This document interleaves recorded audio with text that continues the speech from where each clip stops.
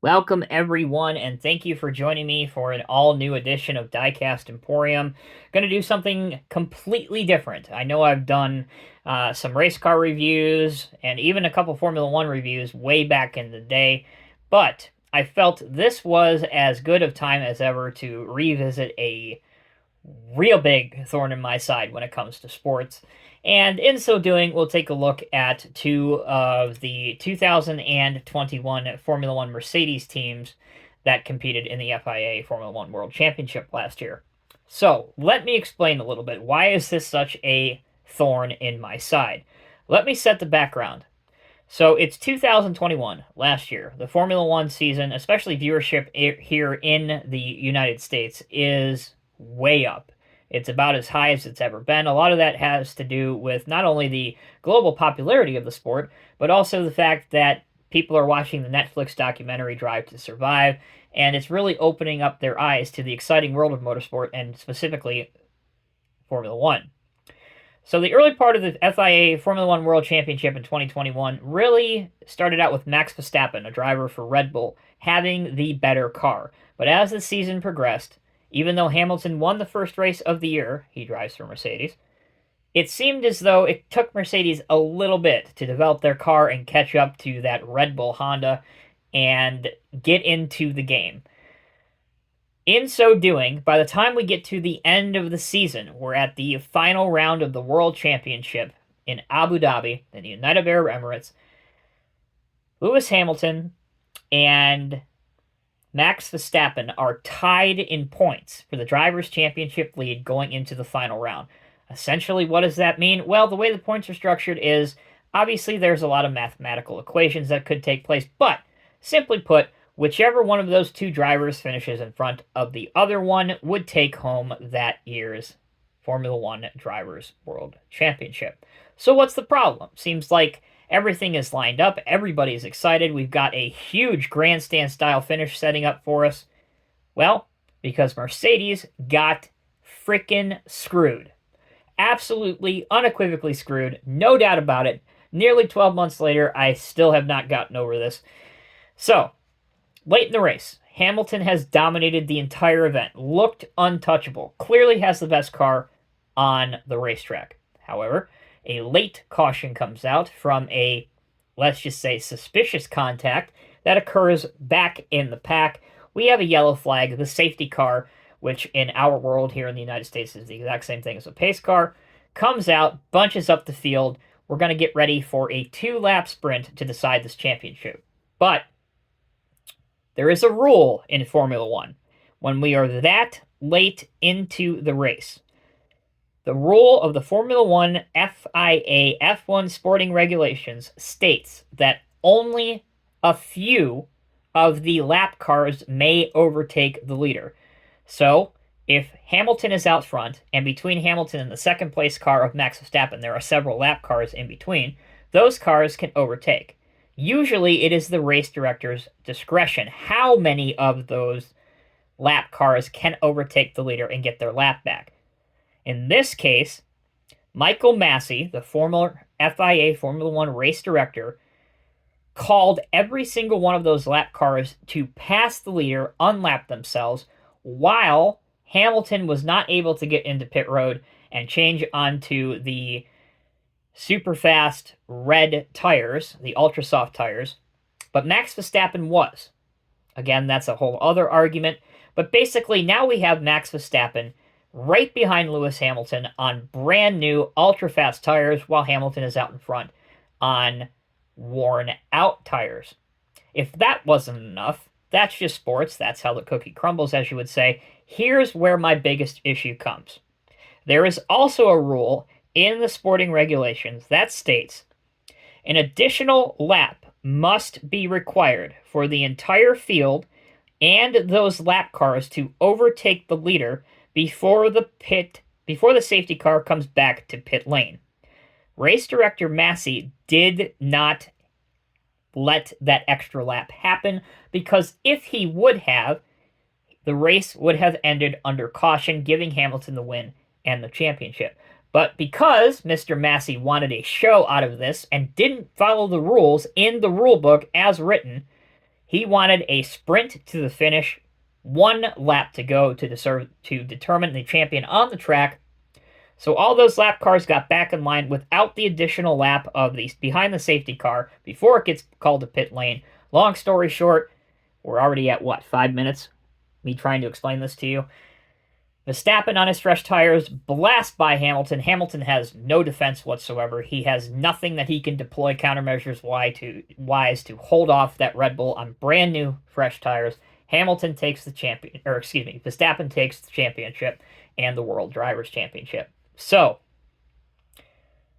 you would think that there would be a protest, which is something that, again, is allowed per the rulebook. Well, Mercedes did protest. However, Formula One came back and said, listen, we're going to offer you something. Here's what we're going to do. We're going to sack Michael Massey. He will never be an FIA Formula One race director as long as the sport is around. But the results of the Abu Dhabi Grand Prix and the 2021 FIA Formula One World Championship standings are final. So that's what happened. Max Verstappen won the 2021 World Championship, in my opinion, by default, and not the way that he should have won the race. He shouldn't have even been anywhere near Hamilton. But that brings us now to the 2 Mercedes W12E performance machines that competed in the 2021 season. These resin models are by Spark and in 1/43 scale. And I got to tell you, whether you're into resin models or not, they are extremely impressive. They will release, depends on how many race wins the driver has, or if there's a championship, or if there's some other career milestone, such as 100 career poles.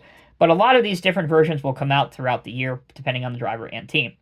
This one over here is a replica of Valtteri Bottas, number 77, from last year's World Championship. This specific car is the one that he finished third in the Bahrain Grand Prix in 2021. You can see that this one has the yellow striped Pirelli P0 tires on it. By the way, the tires on these are as they appeared when they crossed the finish line, not the tires they started the race on. You can see that it has the driver inside the cab with his, or I should say inside the cockpit area, with his helmet. All of the decos, markings, everything is accurate down to the littlest detail. And it looks really, really good. So that is the number 77 of Bottas. By the way, Mercedes did win their record 8th straight Constructors' Championship last year, which was of little consolation to most of us fans. Yes, winning 8 team championships is great, but when you get screwed out of a Drivers' Championship, that would have made Lewis the only 8th-time Formula One world champion in history, it's not really that much of a consolation prize. So there's Bottas' third place at the Bahrain Grand Prix. Valtteri did win a race last year. Only one, and it was the Turkish Grand Prix. This gentleman, on the other hand, Hamilton, won 8 times at Bahrain, Spanish Grand Prix, Portuguese Grand Prix, British Grand Prix, Russian GP, Brazil, Qatar, and Saudi Arabia. The last couple I mentioned marked a huge performance increase, and really we saw the fight back of the Mercedes team late in the year to get close to Verstappen to bring the championship points down to a last race scenario. This car, as you can see, has the harder white-walled tires on it, the white walls, whereas the Bottas one had the yellow walls. And this is a replica of the car that he won the Bahrain Grand Prix, the first race of last year's championship in 2021. By the way, if you want to know what these bases look like, the models are held to the bases by screws, which I've already undone. This one, Mercedes-AMG Petronas Formula One Team, number 44, F1 W12E Performance, winner Bahrain Grand Prix 2021. And on this side, we have the driver's name, Lewis Hamilton. Back to the car. As you can see, this one has Lewis's trademark purple helmet and all of his personal sponsors on that helmet. He does frequently change out helmets depending on if it's a milestone or something important going on in the world. He usually pays homage to that. Here's a look at the wing, where you can see the main sponsors, such as Petronas, Tommy Hilfiger, Pirelli, Mercedes-AMG, Petronas, Synthium, etc., etc. Now, it's hard to see, but there is one red Mercedes-Benz logo on every Mercedes car, and that is to honor former Ferrari driver Niki Lauda, who passed away a few years ago. But as you can see, here's the different AMG marks and other sponsors such as Epson printer on the wings. And there's what it looks like on the back. So, cars are awesome. They are meant to be static models, meaning, of course, the wheels aren't going to roll that great, but they're resin models. They're not really meant to be played with. But I just wanted to do this quick review for those that have waited years and years and years. I think, I don't know, 2015 or 2016 is the last time I did an F1 review on this channel. But wanted to give you guys my thoughts and tell you the story of what could have been an amazing, life-changing, career-setting, movie-making 2021 FIA Formula One World Championship final round that turned into a cluster.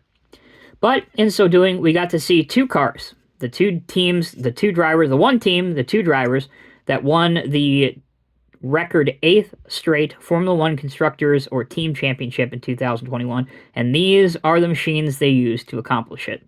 9 wins total that season, 1 with Bottas and 8 with Hamilton. Should be 10, or should be 9 with Hamilton, but I'm not going to go into that anymore. But there you go. Hope you guys have enjoyed the review. If you'd like to see more of this type of content on my channel, please let me know. And if you're new here, hit the subscribe button located directly under the video's description. Thank you guys. Until next time, take care, be well. I'll see you in the next review.